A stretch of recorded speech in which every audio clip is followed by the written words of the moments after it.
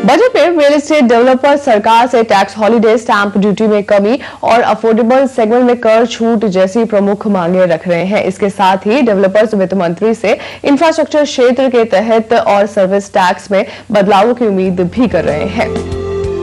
Builder association के संगठनों ने इस बार फिर अफोर्डेबल हाउसिंग की जरूरतों का सहारा लेकर वित्त मंत्री के सामने मांग की लंबी लिस्ट रखी है।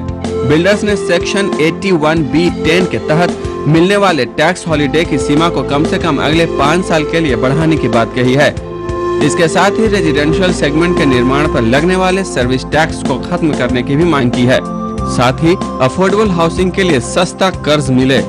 सालाना होम लोन ब्याज पर टैक्स छूट की सीमा मौजूदा 1.5 लाख रुपए से बढ़ाकर 3 लाख रुपए की जाए।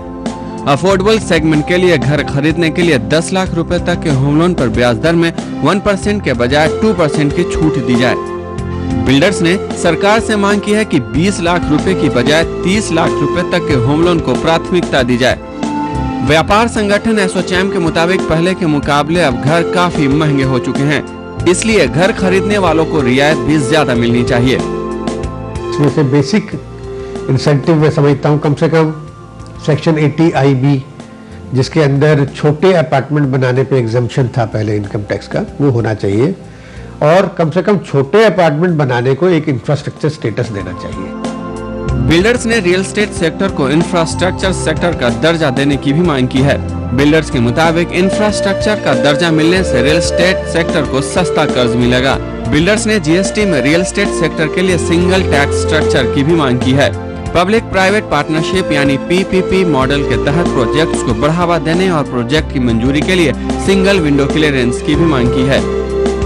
बिल्डर्स के मुताबिक रियल एस्टेट सेक्टर में उम्मीद के मुताबिक मांग नहीं है, इसलिए मांग को हवा देने के लिए सरकार को इस सेक्टर पर विशेष ध्यान देने की जरूरत है। गवर्नमेंट अफोर्डेबल हाउसिंग का एजेंडा लाना चाहती है आगे, और ये चाहती है कि आने वाले कुछ वर्षों में हर व्यक्ति को एक मकान मिले, अपना खुद का मकान मिले। तो गवर्नमेंट को 80IB जैसे माध्यम से डेवलपर्स को भी अट्रैक्ट करना होगा ताकि वो ये अफोर्डेबल हाउसिंग सेगमेंट के फ्लैट्स बनाए।